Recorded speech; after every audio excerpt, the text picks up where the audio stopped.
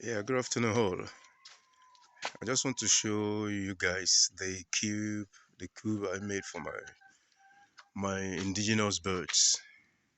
Naturally, indigenous birds in Nigeria, they're allowed to roam around, scavenging for themselves, taking, looking for their own feed. But I discovered that having them like that could result to causing havoc for the neighbors or even losing them, you know, by accident through this motorbike running around crossing the road. And I developed this cube.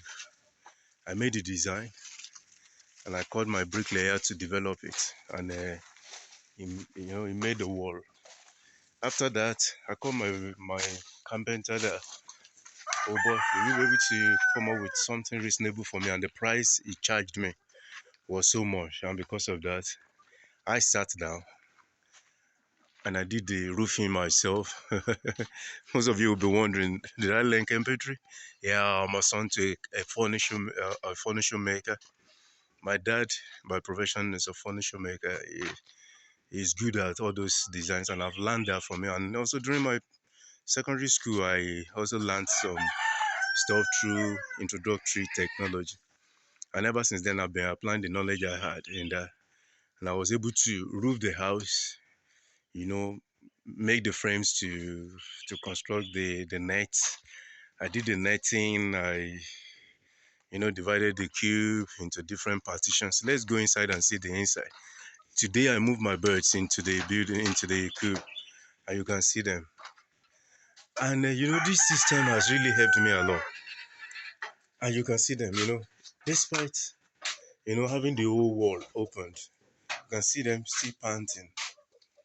And this is the bowl I made for them for drinking. This is for patching. It's part of their natural behavior to patch, and I try to make that for them. I also have some shavings on the floor for dust batting, and I also have the nest. I have somewhere where they could lay their eggs, and I also made the feeders for them. And I divided the whole cube into about four so that I could have different birds within the same building. If I have young ones or the chicks, I could put them there. And that is my dog, my favorite dog. So lovely and so stubborn. He's too playful. And this is just my puppy. I just had this puppy a few months ago. And I developed the cube. I divided it into four. I've constructed one part. I've finished one of the partitions. That is where I have the cubes. The video will also be shown again when the whole cube is fully partitioned. I have the plan to have my duck within the cube, to have other birds like fast growing birds called broiler. I'm planning to have it there too.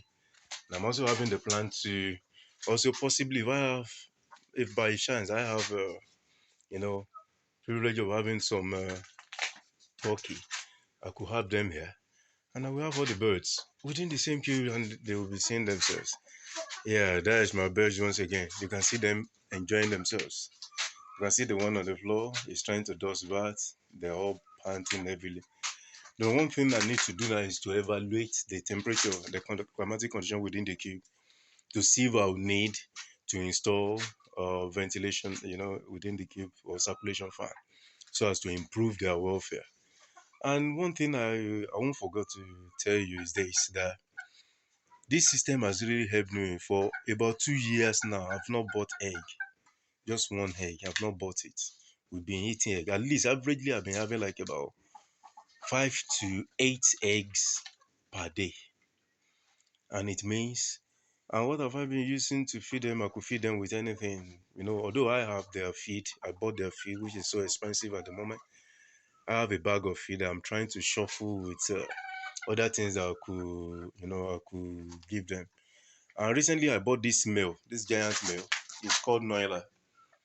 I have that so that now the subsequent chicks that I'll be having, the chicken, now it will be different from the initial breed.